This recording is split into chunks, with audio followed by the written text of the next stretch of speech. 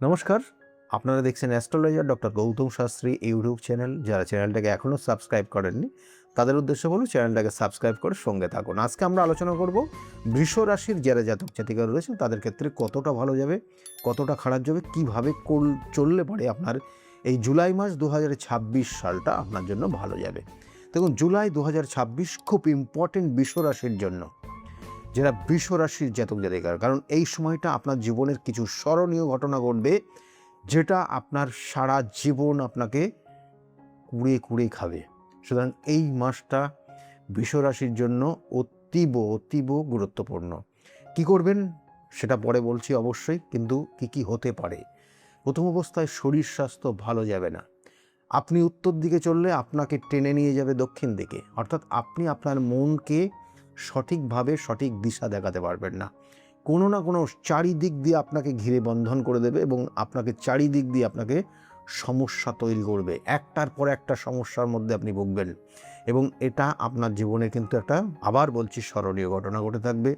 বৃষ রাশির যারা জাতক জাতিকারা রয়েছেন খুব কেয়ারফুলি চলুন। এটা কিন্তু শুধু এই মাস না, আপনার 10 থেকে 12 দিন আগের থেকে শুরু হবে এবং এটা আপনার জন্য, আবার বলছি, একটা স্মরণীয়। এবং এর সঙ্গে সঙ্গে বৃষ রাশির জাতক জাতিকাদের উটকো ঝামেলাতে জড়িয়ে যাবেন। উটকো ঝামেলা, যে কাজ দেখা অনেক সময় করেননি সেগুলো আপনার ওপর দোষারোপ হবে। বৃষ রাশির জাতক জাতিকাদের এই সময় আইনি সমস্যা বা জটিলতা রয়েছে। আপনার ক্ষেত্রে এমন কিছু পরিণতি হবে, কিন্তু এগুলো কিন্তু প্রত্যেকটা দ্বাদশ ভাবের ক্যালকুলেশন রয়েছে। তবুও রাশির সাপেক্ষে বৃষ রাশি সাবধান। আর বৃষ রাশির আর একটা জায়গা রয়েছে শরীর স্বাস্থ্য, যেমন বলছিলাম খারাপ। মায়ের শরীর স্বাস্থ্য খুব ভালো যাবে না বৃষ রাশির জন্য। এবং যারা কোনো আইনি সমস্যার জটিলতার মধ্যে রয়েছেন তারা কিন্তু অবশ্যই এটা কঠিন জায়গায় তৈরি হয়ে যাবে আপনার, এবং কঠিন জায়গা, সেখান থেকে বেরিয়ে আসা খুব কঠিন। এবং এটার কিন্তু ইঙ্গিত রয়েছে বৃষ রাশির জাতক জাতিকারা রয়েছে। আর যারা চাকরির জন্য চাকরির মধ্যে রয়েছেন, অর্থাৎ সে সরকারি হোক বা বেসরকারি হোক, তাদের জন্য যে জায়গা রয়েছে বৃষ রাশির জন্য, সেটা বলবো যে খুব, মানে আপনি দেখবেন যথেষ্ট পরিশ্রম করছেন, সেই অনুযায়ী কোনো রেজাল্ট পাবেন না। মানুষের জন্য বিগত দিনে হয়তো করেছেন, কিন্তু তার সুনাম এই মুহূর্তে পাবেন না। এবং তার সঙ্গে সঙ্গে দেখবেন যে আপনাকে কিন্তু আপনার ইমিডিয়েট বস আপনাকে প্রেশারাইজ করবে, যাতে আপনার কোনো রকমের উন্নতি বা আপনার দ্বারা কোনো কিছু হয় না এটা প্রমাণ করার চেষ্টা করবে। এই জায়গাটাও কিন্তু বৃষ রাশির জাতক জাতিকারা সাবধানে চলবেন। আর বৃষ রাশির জাতক জাতিকারা যাদের ক্ষেত্রে অর্থপ্রাপ্তির ক্ষেত্রে বলবো, অর্থপ্রাপ্তির ক্ষেত্রে খুব বেশি আহামরি কিছু নেই।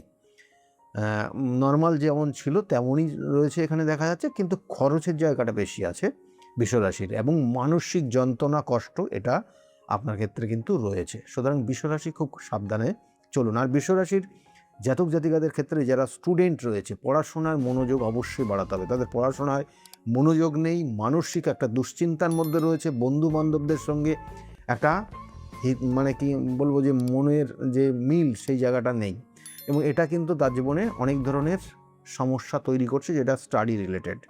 তা সেই জায়গাগুলো কিন্তু মাথায় রাখতে হবে। আর এখানে বলবো যে বৃষ রাশির জাতক জাতিকাদের আর একটা কানেকশান রয়েছে এই মাসের শেষের দিকে, হায়ার স্টাডির একটা যোগ রয়েছে, হায়ার স্টাডির যোগ রয়েছে এবং জন্মস্থানের দূরবর্তী।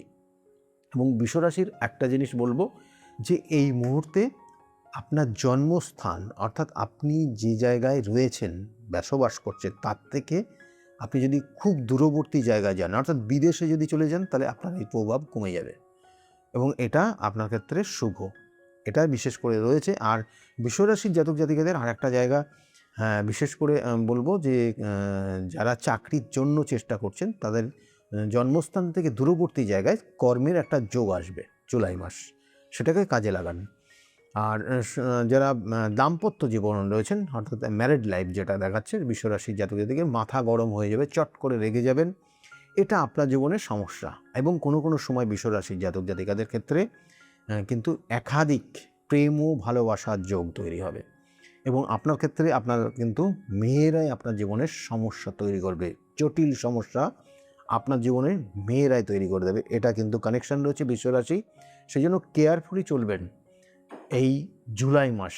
এবং এর সঙ্গে সঙ্গে বৃষ রাশির জাতক জাতিকারা আর একটা জিনিস যেটা বলবো যে যারা প্রেমিক প্রেমিকা রয়েছেন, সম্পর্কে রয়েছেন, তাদের জন্য কিন্তু আপনার বন্ধুবান্ধব মহল থেকে আপনাদের সম্পর্কটাকে চিড় ধরিয়ে দেওয়ার কিন্তু বন্দোবস্ত করছে, এবং এই মাসটা সেটার জন্য একটা খুব ক্রিটিক্যাল সময়। সেই জন্য এই জায়গাটা কিন্তু মেনে রাখো। চলুন, আর বিশ্বরাশির জাতক জাতিকাদের আর একটা জায়গা বিশেষ করে কানেকশান রয়েছে আপনার সম্পত্তি কেনার জন্য। বিশ্বরাশির সম্পত্তি কেনার একটা সুযোগ রয়েছে এবং সম্পত্তি বিক্রি করারও সুযোগ রয়েছে, এবং এই মাসে কিন্তু সম্পত্তি বিক্রির যোগ রয়েছে, এটা মাথায় রাখুন। আর তার সঙ্গে সঙ্গে জন্মছকের কানেকশন অনুযায়ী বিশ্বরাশির জাতক জাতিকাদের আর একটা বিশেষ কানেকশন দেখাচ্ছে, সেটাও কিন্তু খুব গুরুত্বপূর্ণ। ভ্রমণের জায়গা, দূরবর্তী জায়গায় ভ্রমণের যোগ রয়েছে, বিদেশ পর্যন্ত যেতে পারেন সুযোগ সুবিধা থাকলে, এটার একটা কানেকশন রয়েছে। দেবত্ব স্থানে ভ্রমণ করলে আপনার অনেক দোষ কেটে যাবে।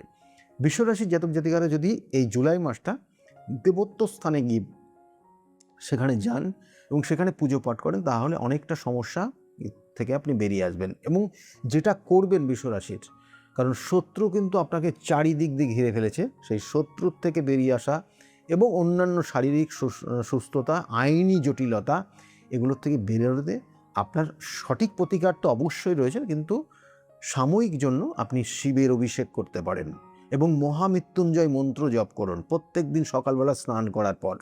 মহামৃত্যুঞ্জয় মন্ত্র এবং শিবের অভিষেক করলে আপনি সেখান থেকে বেরিয়ে আসতে পারবেন, ধীরে ধীরে ভালো জায়গায় পাবেন। আমি বারবার বলি, সময় অসময়ে বিভিন্ন সময়ে বিভিন্নভাবে পরিস্থিতি আপনার জীবনে আসতে পারে, কারণ প্রত্যেকের জীবনে আসে।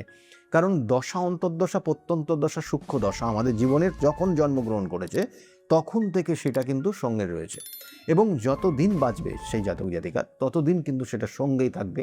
এবং এই দশা, অন্তর্দশা, প্রত্যন্তর্দশা, সূক্ষ্ম দশা জীবনে কী দেয়, কী পরিণতি দেয়, আপনি আপনার কর্মফলের পরিণতি, কর্মফল পাবেন।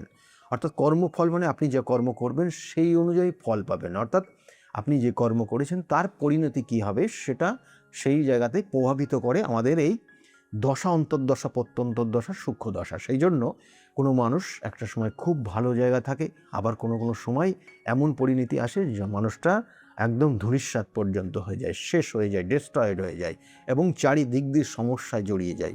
সেই জন্য এগুলোর জন্য রয়েছে সঠিক প্রতিকার, সঠিক প্রতিবিধান, সঠিক গাইডলাইন। আমি বারবার বলি, সঠিক গাইডলাইন নিলে জীবনের পরিবর্তন অবশ্যই হবে এবং ভালোর দিকে যাবে।